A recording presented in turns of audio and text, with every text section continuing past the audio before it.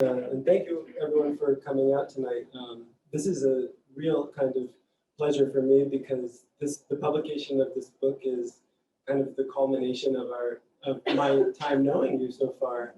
I met Kati in 2017 at the American Academy in Berlin, and she was only just beginning to do some of the interviews and to plan the structuring of this book.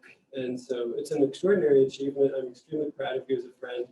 It's a biography that reads like a page turner. It's an intimate portrait of an almost inconceivably private person. And so I'm wondering, how did you do it and why did you set that task upon yourself? Well, first of all, let me just thank you all, Parisian friends and American friends, and for this invitation.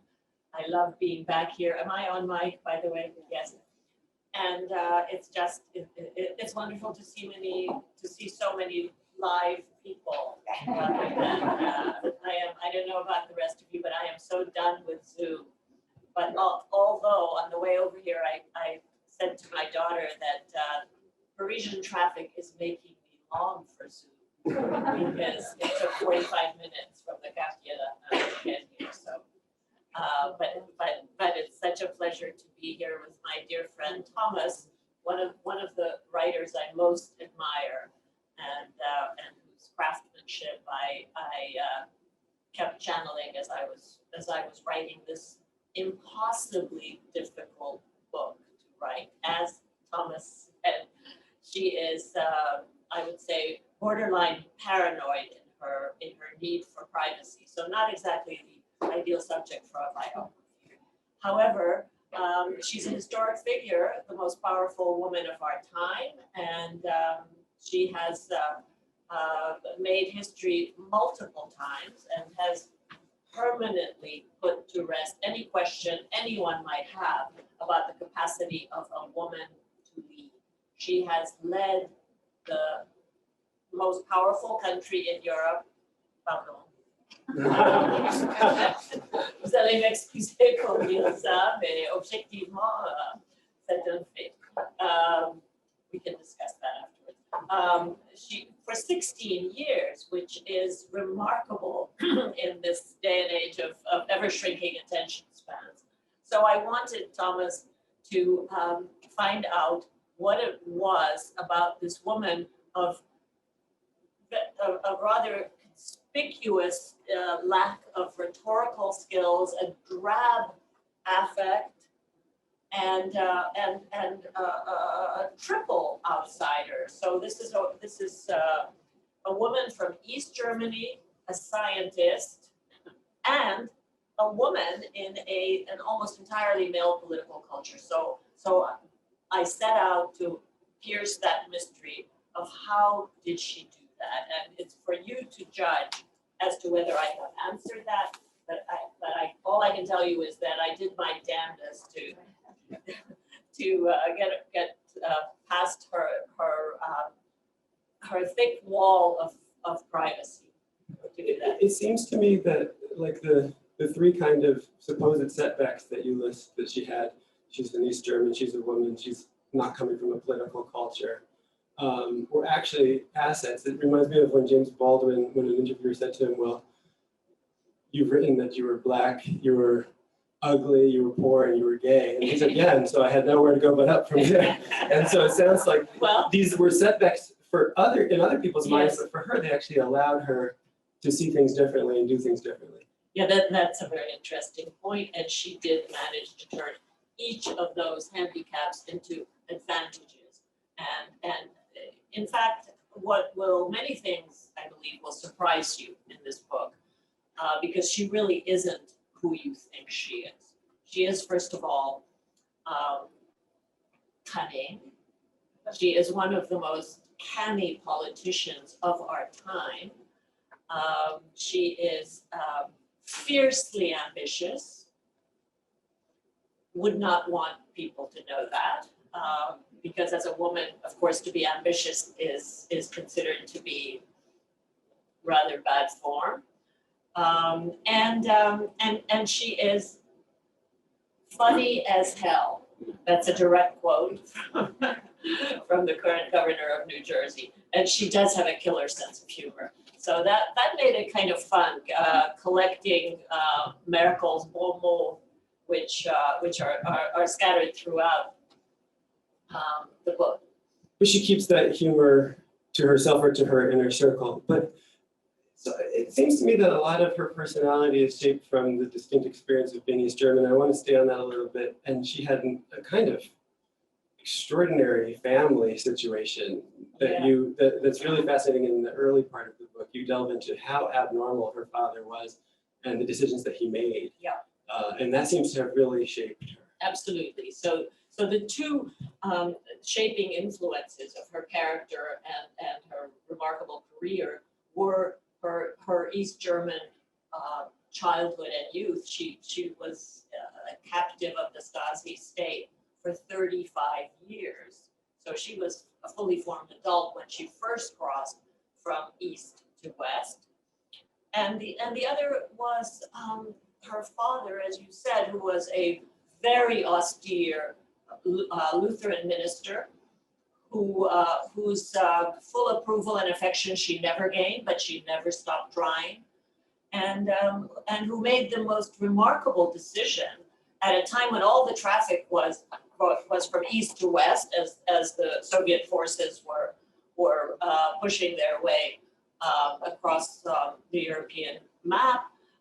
He chose to take his family from the security of Hamburg to the absolute insecurity of this new captive state that was now under Moscow's control. And he did that because he was a zealous man of the Lord. He said he would have gone anywhere to preach the word of the Lord. And so she grew up in this very strict, very austere Lutheran household. And this was, I posit, this was at the core of the moral principles for which she stands. But she thinks that none of us should really, she doesn't think it's our business to know what her faith is, what her motivations are, or anything that she does beyond the chancellery is none of our GD business. That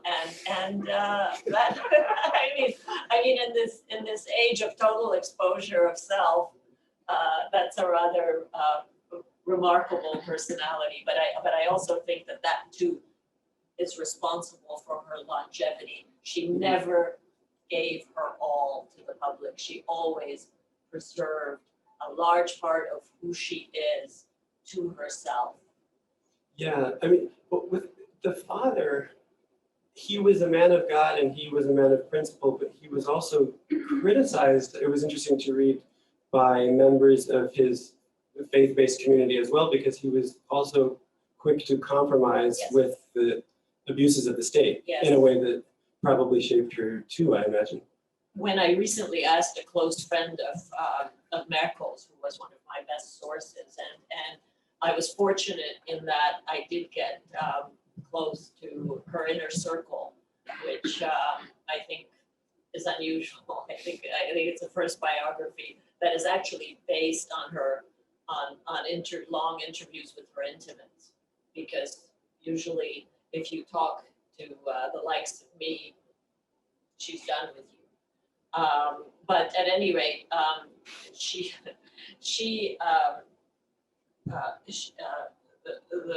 this friend said to me that the thing that will most upset her about this book is the portrait of the father, who emerges as based on interviews with fellow clergymen, as a rather too accommodating to the regime, the awful regime of the totalitarian Soviet puppet state of East Germany, and that he was too accommodating to that, and that is not going to please her.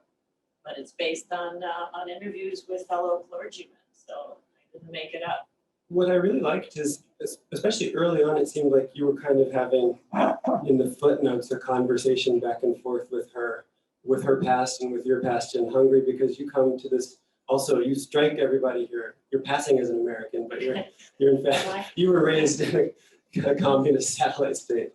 That was really interesting that you had these ways of, I guess, empathizing with situations that she and her family had been in that you brought to the task of biography. I think definitely it was an advantage in my attempt to decode Angela Merkel was an innate sympathy with her childhood, because indeed I did grow up in a similar under a similar communist order in Hungary, and I have to say my sister's here, Rachel, with whom I shared that often turbulent childhood, which culminated in the arrest of our parents on fake charges of espionage. And I sent the Chancellor a copy of my memoir of that childhood, Enemies of the People. And I think that, and her aides assured me that she had indeed read it. And so I think that gave me an opening, but it certainly enlarged my understanding of her extraordinary reticence as a politician, and her really her inability to open her private life, because in that system, under that strict surveillance state where you never know who was informing on you, and indeed her lab partner, once she became a scientist, was a full-time informer. A man she totally trusted betrayed her, so she has reason not to trust. I sympathize with that, and I really, as I mentioned earlier, I really think that it's really helped her in her remarkable ascent from scientist to chancellor, was that she didn't trust people. She didn't trust. She was wary. She was ultimately suspicious of everybody. When Barack Obama went to say goodbye to her in 2016 at their last dinner, he looked around her entourage and he said, "Wow, you guys are all still here?" because it was the same team that he had first met 8 years before. And of course, in our White House, there's a constant revolving door, and people are in a mad rush to get out and publish their memoirs of life in the White House. Not a single memoir has emerged. Not a single tell-all book about service for the Chancellor has emerged in 16 years, nor a breath of scandal. So, I mean, these are remarkable achievements, but she has many others. I mean, when Volker Schlondorf, the German director, who was a friend, wrote a kind of positive piece in a magazine about their friendship, that kind of damaged their relationship, right? He was toast. Yeah. Even though it was a flattering piece, but she deemed it to be a betrayal of their friendship. And so that just has to happen one or two times for everybody else to take note and realize not to do anything like that. Yeah. Yes. No, but these are impediments to the historian's task of capturing the person. But to understand our times, we have to understand this figure.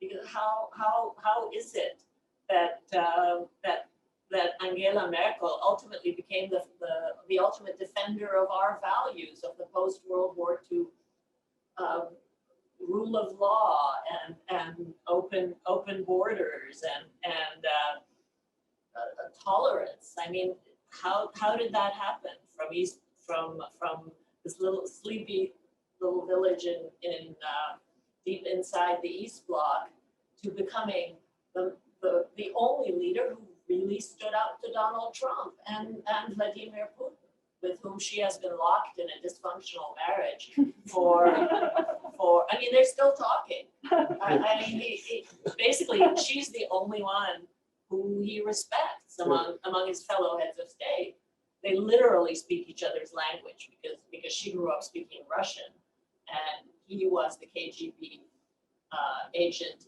in Dresden, who's he said then, and I found in the Stasi file some very interesting documents about Putin's time in Germany. The main enemy is NATO. He said that 35 years ago, and guess what? It hasn't changed. The main enemy is still NATO for Putin. And she, unlike any other fellow head of state, totally gets him.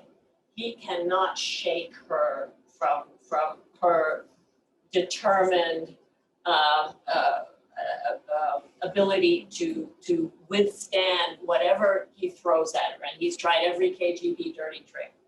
The dog. Yeah, unleashing, knowing that Merkel, who was twice bitten by a dog as a kid, is seriously afraid of dogs. At their first meeting, he unleashed his black lab, Coney, who went right for her. And she just froze, but she did not flinch. And then, of course, that was followed by the KGB eye staring contest, which is, who's going to blink first. She did not. So, and many more serious confrontations, of course, once he sent his army to invade Ukraine, and Obama, who had zero patience with Putin, and just said to her, this man does nothing but lie to me, and she said, well, that's what he does to me too, but we've got to deal with him. He said, you deal with him. So basically, Obama handed off Putin to Merkel, knowing that she was up to the task, and indeed she was. Sorry, I've skipped ahead a lot, but we can come back to her university days, which are also interesting. Let's come back to when you first met her, which is a story that I love. It was right before September 11th, right? The day before, yes, it was my one and only dinner with her. She had, and this is typical of her, this is how she works, insatiably curious to know people who get stuff done, because she is endlessly a work in progress. She's always learning. So she asked to meet Richard Holbrooke, my husband, and who had recently negotiated the peace in Bosnia. And so our mutual friend, one of her best friends, you've already referred to him, Volker Schlendorf, the Oscar-winning film director, arranged for a dinner at his home for Merkel and Richard and myself, and the fourth person at the table, alas, was Susan Sontag. And I say alas because Susan Sontag never drew breath. She talked through the entire meal. So neither Merkel nor Holbrooke learned much about each other. But it was very interesting for me to observe that it was the woman of letters, Sontag, who was the performer, who sucked all the oxygen out of the room, and it was the politician, Merkel, who was in full active observer mode, which is to watch her, as I've had the good fortune to be able to do, to watch her with a group is to, even her eyes are working. She is, perhaps this comes from being a trained physicist. Her ability to focus is such that she tunes out everything else, and she just zeroes in on that, which sustains her in negotiations. For example, in Ukraine, when she negotiated the Minsk Accords, which basically froze the Russian advance, and they haven't advanced since. So it's an imperfect peace, but such as it is, it's to her credit. And she, I quote her as saying that the only way she knew the time of day was whether they were serving bread and jam or a roast. So that is her laser-like ability to focus. Honestly, Thomas, I've learned so much from her. I really have in many areas of my life. I channel her now, and even just now, sitting in that horrendous traffic, I was thinking to myself, how would Merkel stay calm? And she would not have, because the one thing she can't stand is to be late or to have other people be late. Her national security advisor, Christoph Heusgen, told me that the longest hour of his life was sitting in the car with Merkel, waiting for the Saudi king's plane to land. And Merkel just could not abide the fact, okay, he's a king, but he said he'd be here at 5, and now it's 6 o'clock. And Heusgen was sweating like crazy. So she has this remarkable self-control and discipline that I think is born of these twin foundations, being in a state where you couldn't trust anyone, and where she learned to control her every utterance, and also being a scientist who relies not on emotions, her own or anyone else's, but on facts. And these are, I mean, you're right about the present and the fact that people are emotion driven and not fact based. It's I honestly I really think we're gonna miss her like crazy. I don't think we even realize how much we're gonna miss her because of her extremely low key way of getting things done and not taking credit for the things she gets done. Right. And unlike just about any other leader at that level I can think of, when I was reading the book, I was also thinking of, taking notes about all the ways in which she seems to exemplify behavior that one should probably try to emulate. And I was thinking that one thing she really does is she lives the Socratic injunction to know thyself. She really knows who she is, and she doesn't try to be someone else. She lives by her own values, and she doesn't, that's part of why she doesn't trust in oratorical flourishes and things like this, or try to style herself to appeal to people. She knows who she is and what she's capable of. Right. And that allows her to get results. And it struck me as a contrast to Macron, certainly to Donald Trump, to people. Any politician you can name. Right. But I wonder, when you had that dinner with her, that was early on, could you anticipate at all that she could become what she did? Or was that totally shocking to you?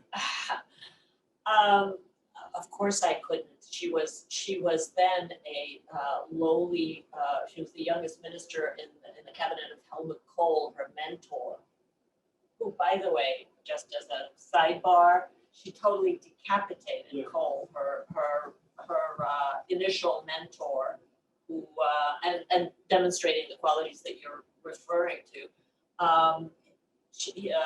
Kohl, the titanic figure of Kohl, of the unification of the two East and West Germany, was caught in a kickback scandal, and because he was such a giant in the CDU, in her party, no one dared tell him what needed to be said. She did. She not only told him, she told the nation. She wrote an opinion piece in the Frankfurter Allgemeine, which said, "It's time to go." thereby ending, an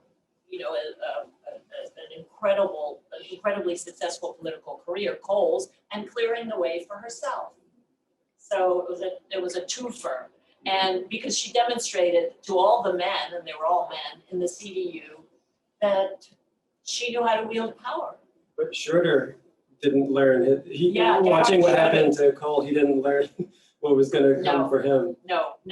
I mean, this has been her singular advantage, is that people always underestimate her, because she, and again, we can all learn from this, and you don't have to be a politician to draw lessons from this, is that she allows people to underestimate her And then when seems there's an actually like a opening. brilliant strategy. We should Yeah, all probably. This is, I sometimes think of this book as the female version of The Prince. It's how to gain and hold on to power.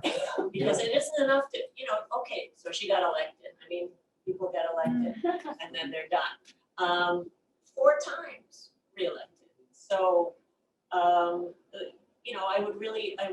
I would hope that not only everybody in this room, but I would hope that politicians and above all, I have to say women, because we're still a little bit hesitant about wielding power, and she's fully aware of that, and therefore she's a stealth politician who gets things done by achieving them sideways. She doesn't declare herself frontally. So, for example, she made marriage equality the law of the land, not by giving speeches about it and getting everybody all riled up, but by appointing Germany's first gay cabinet officer, Guido Westerwelle,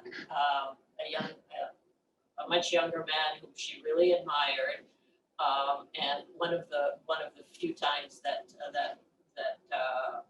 I have seen her weep was when she delivered his eulogy. But so it was an indirect way. And not only did she appoint him foreign minister, but she then praised his great love story with his husband, and then told her fellow, the CDU was opposed to marriage equality. She didn't go against that. That would have been confrontational, which she is not. She said people should vote their conscience, and so they passed it, and so on. I mean, this is how she has empowered women. Who a lot of women that I interviewed in Germany really don't think she did enough for women. Well, they're wrong.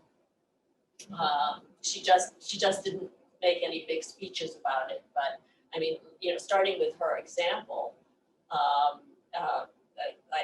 I quote the head of the Alternative für Deutschland, the far right party, which is now unfortunately in the German parliament, in the Bundestag for the first time, which is also a product of the Merkel era. So by the way, she's not perfect. So the head of that party looked around her entourage, women, and said, "Are there no men left in the CDU?" And to which her great aide de camp, who was one of my best sources, leaned over to the Chancellor and said, "We've won." But she didn't even crack a smile. I mean, she just, let's just move on. Don't, pocket the success and move on to the next thing. Never crow about it. That's what's so impressive. Although, if there was a part of the book that I felt it reflected ambiguously on her, it was when you showed the degree to which she relies on polling to not simply achieve results for what she believes is correct or the principled stance, but she adapts her stances to what ensures, I guess you could say her longer term goal would be staying in power so that she can keep doing good. But I thought like the nuclear, what she did with the nuclear, I thought was actually not necessarily principled, but it was about outflanking the Green Party. And it was kind of cynical. In fact, it might not even be better for the ecology, for the ecological situation. As I said, she is not a paragon of perfection. She is a canny politician who never goes out too far ahead of her public and does rely on polling. I don't see. I mean, we're a democracy. I mean, Germany's a democracy. I think staying in touch with how the people feel is not necessarily a negative. Yeah, but the nuclear specifically was troubling to me because it might have been not the best science, actually, or not the best right. from a climate point of view. Right. The Germans, this will not surprise you. Germans have a very specific fear of nuclear energy that the French do not have, the Poles do not have. It's a cultural phenomenon, and you can I spend quite a bit of time on the fact that she has steeped herself in Germany's darkest past, and has made Germany's debt, for example, to the Jews a foundational purpose of its existence. One of her first trips, which I described, which was really a transformative trip for her, was to Israel. She was raised in a country, East Germany, that did not acknowledge German role in the Holocaust. So she was very late to that subject. But once she, because East Germany has mythologized its own history, that we were the good Germans. It was the first West, victims. Yeah, that the West Germans were the Nazis. We were the resistance. Well, that's BS. But they believed it and Merkel and her many trips to concentration camps as a young East German was always told all these graves, they're communist resistance fighters. So that was the myth. And by the way, this has impacted to the present, because one of the reasons that the AfD is as successful as it is in the East and not so much in the West is that the East Germans have not gone through this confrontation with their own history, have not done the atoning, if you will. And they do not believe that they need to redeem themselves in the eyes of the world.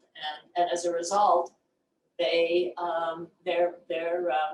first of all, not very happy with her, the most prominent East German there is, because she has come out with such an entirely different conclusion on that. And again, I go back to her early morality from being the pastor's daughter is the need to redeem yourself, that she describes herself as a determined optimist, which means that she is she's fully aware of man's capacity to be inhuman to his fellow man, but that the role of each of us, and this is from her Lutheran roots, is the sort of daily work of redemption, and she considers the image of Sisyphus, for example, rolling up that damn rock up the mountain, only to have it roll back. She considers that a positive image because it means that he's still trying, which is indicative of how she approaches her work. Just you just have to keep going because you have no other options. So she's so I refer to her as a determined optimist. And of course, more importantly, than the nuclear thing that irked me, which doesn't matter in the scheme of things, she stood on principle in 2015-16 with the refugee crisis in a way that was not about polling for popularity. And you have a chapter this summer of Reem devoted to this girl who awoke a kind of crisis of conscience in her, because Merkel described herself as a kind of internal refugee, right? Absolutely. She came to the West as a refugee of something, and so can you tell us about this summer? Yes. Well, actually, truth be told, that's when I started paying attention to her, and it was that summer of 2015, which I'm sure you all remember. Europe's greatest humanitarian crisis is the Second World War, and unleashed by specifically the Syrian civil war, but also a whole series of wars that Germany had very little to do with. We had much more to do with, but we weren't doing a lot for the refugees. And she, in her most spontaneous and emotional decision, basically said, let them come. 1 million Middle Eastern refugees have now been more or less successfully integrated into German society, against the prognosis of the doomsayers who said, including Henry Kissinger, who said to her, to allow 1 refugee into your country is a humanitarian act. 1 million is the destruction of your country. Well, didn't happen. But yeah, it was a very dramatic encounter that set off this decision on the part of the Chancellor with a Palestinian refugee who Merkel was totally on automatic pilot doing one of these set up town halls, and suddenly this little girl who'd been brought over to her, and is a perfect example of an extremely articulate, well-groomed refugee, turns emotional in an unexpected way and starts crying and says, I want to have a future. I want to be able to plan my schools, my education, and I can't because we don't have permanent asylum. And the Chancellor, I've looked at this tape about 1 million times. She's suddenly thrown off her script.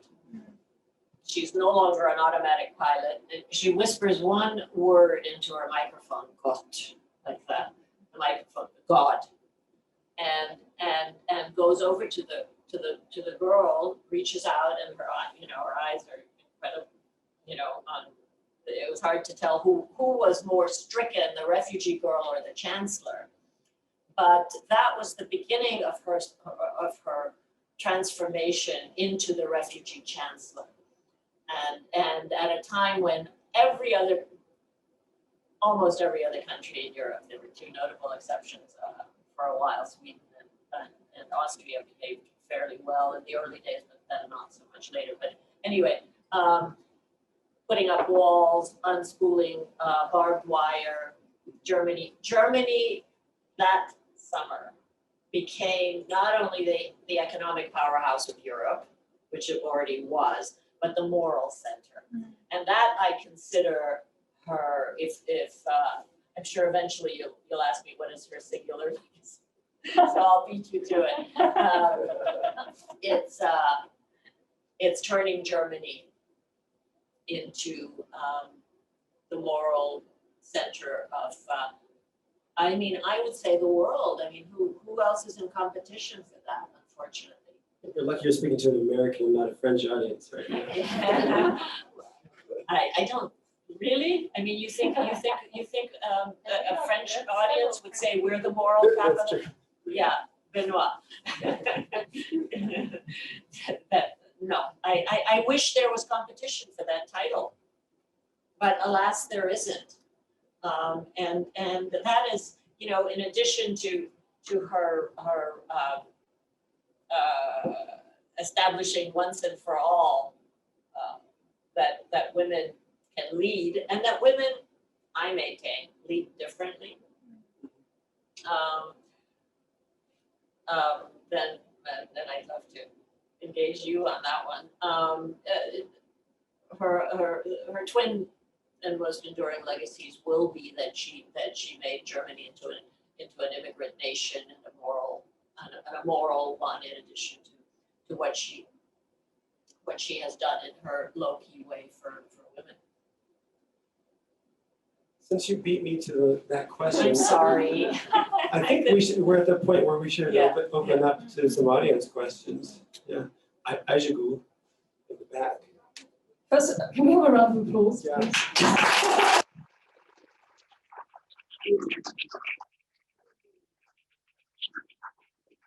I think Angela Merkel would be very proud, Kati, of how you arrived nonplussed and just swept in here.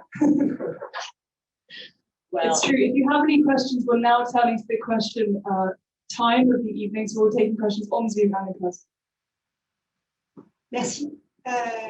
evening, Ayşegül. I have a question. I'm Turkish and I'm already in the Merkel nostalgia phase. And it started a little early, but Turks, we always live in the past because of nostalgia. I have a schizophrenic relationship with Merkel, and since you've known her much better than I have, I'm curious. On one hand, I think she's extremely wonderful, as you said. She knows how to lead, how to take power, how to lead, but also how to lead the party while the party is still on and while the party still wants her to stay. So I think that's fantastic and a good lesson for men, especially men in power. The other problem is the problem I have is that in 2015-16 that Thomas mentioned, in Turkey, I'm a journalist, I was based in Turkey then. We had a lot of situations with her signing a deal on migrants while Turkey was going into authoritarianism. And she actually came about 3 times on those years in order to sign that deal. So the moral value that Merkel has is keeping as a torch is kind of a little blood-stained, if it's not too much to say. The question is, it's a good question. It's a good point. I'm glad you raised it. Thank you. So the question I have is she really a Machiavellian female, or is actually she's quite? Is she really a great leader, or is she a Machiavellian politician that knew how to take on the ambition and the game till the end? Thank you. Thank you. So yes, indeed, she after this remarkable, generous humanitarian act of allowing 1 million Middle Eastern refugees in, who, as I said, have been largely integrated. She course corrected because there was the rise of the far right, and they are now for the first time in the parliament. And she is, first of all, a politician. She is not only, and she's Chancellor of Germany, not of the world. And so very often the things we criticize her for, and I hold her to account on that deal and also on her dealings with China, frankly, and her lack of a more robust reaction to, for example, Viktor Orban, who has turned Hungary from a fledgling democracy into what he calls an illiberal democracy, whatever that means. Anyway, so she is she's a deal maker. And you have to weigh all these things. You cannot be sustained in office for 16 years if you don't constantly make course corrections. And if she would have let another 1 million refugees in, that would have been the end of her, for sure. And there would be far more AFD members of parliament, and there would be, we'd have a different Germany today. So she who really understands the susceptibility of not only humans but of Germans for overreacting to any sign of disorder or chaos, or she factors in all these things. One of her mantras is the advantages outweigh the disadvantages. So she's not one to get carried away, with the exception of this encounter with the refugee girl, which really struck at her heart. She tends to weigh her decisions very, as a scientist would. So you can criticize her on, she deals with the world as it is, not as she would like it to be. Look at, she even tried with Trump. I mean, she ultimately she gave up on Trump, but for a very long time, because she was told by the Republican elders, her admirers, that he's a deal maker, just make deals with him.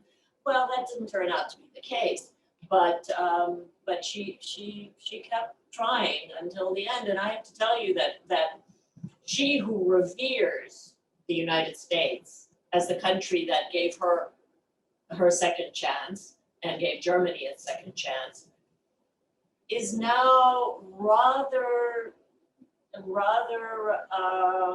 reserved in her in her appraisal of the United States as the leader of the West going forward, and And this she made clear in the final deal that she pushed through in the 11th hour of her chancellorship she pushed the EU to make a very consequential trade deal with China.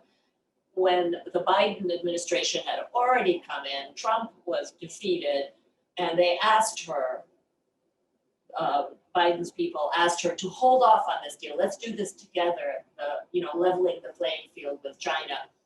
Nope, she went ahead. She was sending a signal that the US is no longer at the head of the table, that we can no longer really trust you, and we're gonna look after ourselves now. And we need the security umbrella of NATO, obviously, but Trump may be gone, but Trumpism is not gone. And she, who knows German history so well, knows the power of a big lie to live on, because that's how Hitler came to power, as you know, the big lie that Germany was stabbed in the back by the Jews and the communists. And now she's worried about the future of Trump is coming back in 2024. Don't say that, Thomas. You can tell. Okay, next question. I agree. Thanks so much. I can only think of one other person who guards their privacy as jealously or zealously as Merkel, and that's the Queen.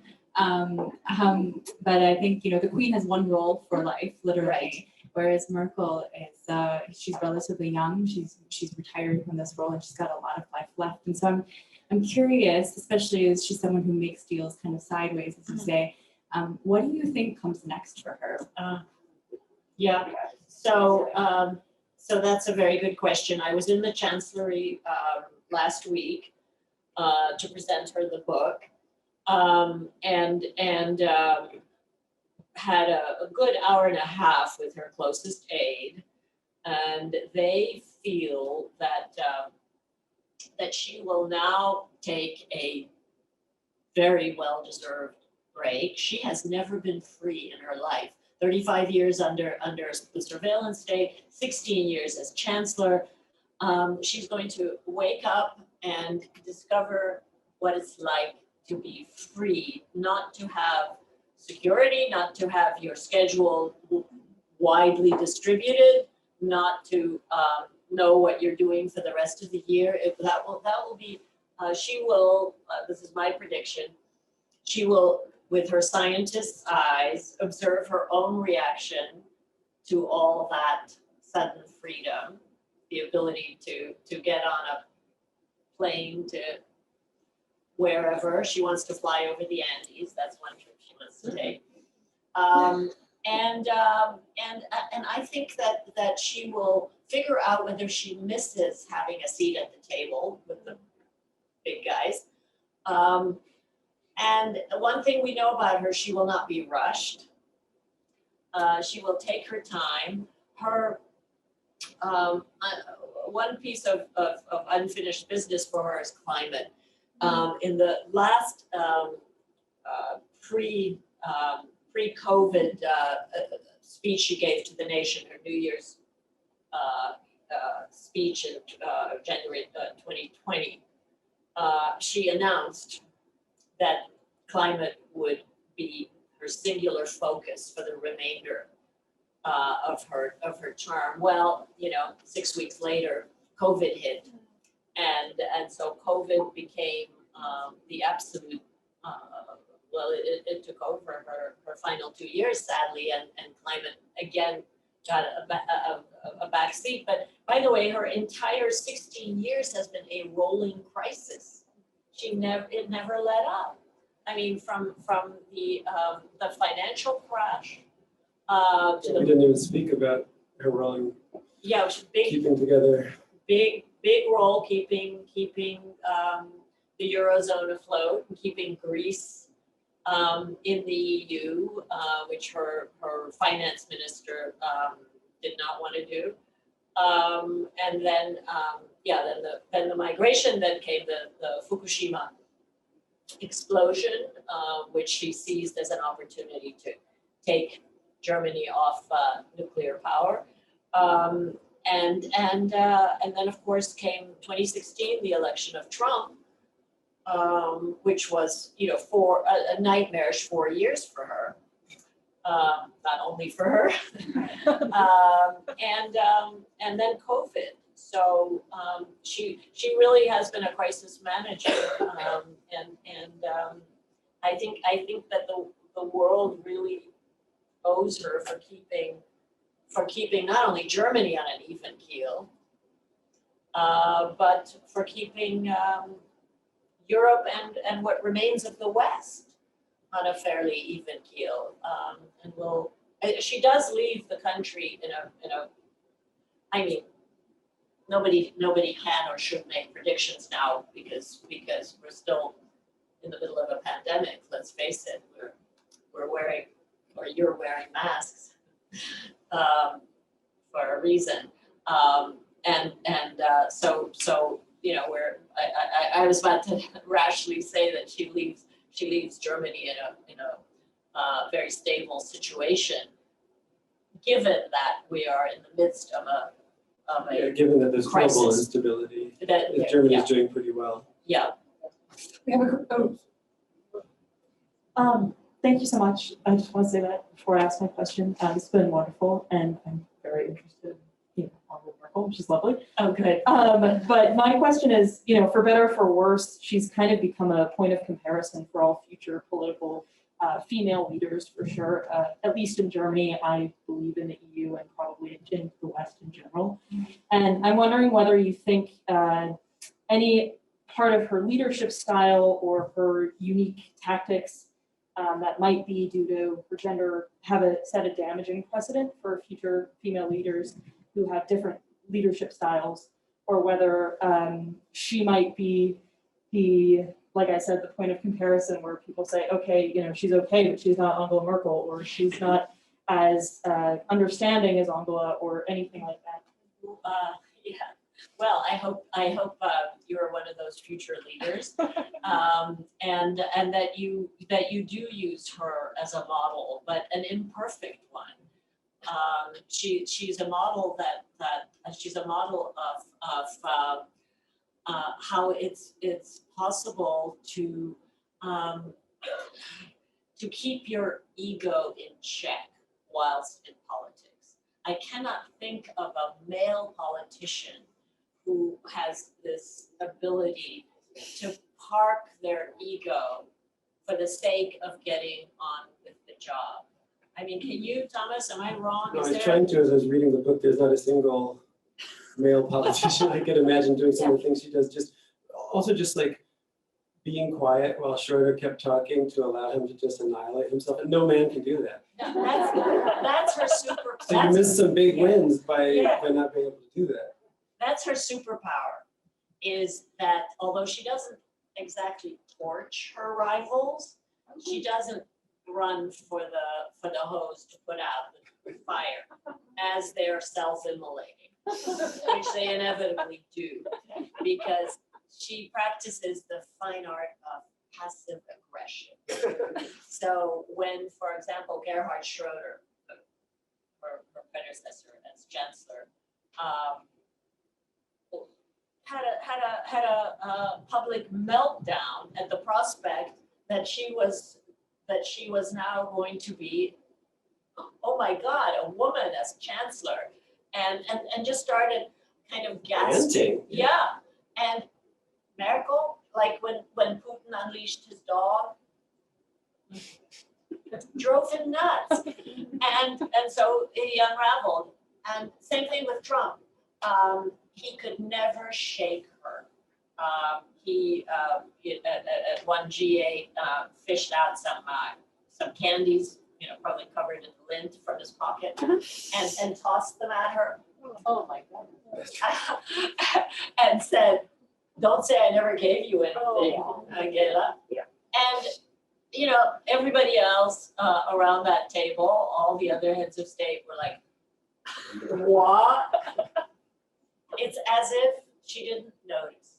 That her power move is to pretend she didn't notice. Honestly, I wish I could emulate that. I can't, but something to aim for, because what drives a bully bonkers is not getting a reaction. But that stands in contrast. One thing I did want to ask you, because you've interviewed Hillary Clinton for this and you know her, how does she think of Angela Merkel and this kind of question that was just asked? And do you think that she compares maybe things that she's reacted to or the way she's allowed herself to not just have that sang-froid that Yes. First of all, I don't think that Merkel would be, frankly, elected head of a school board in the United States. Her singular talents would not travel well because of Germany's specific history and the fact that it was so burnt by fire-breathing, powerful speakers who, you know, could make the whole audience shout in unison. In America, we're a very immature country, and we're still looking to be entertained, and we're still looking for, you know, charismatic leaders, not leaders who will focus on us, but leaders who make us focus on them, which is the opposite of what Merkel does. Merkel says, don't look at me, don't look at me, I'm looking at you. I'm getting this done for you. This is not about me. And it's a remarkable feat. And of course, you know, whoever the woman who follows will be inevitably the powerful woman who follows Merkel, and I hope to see her.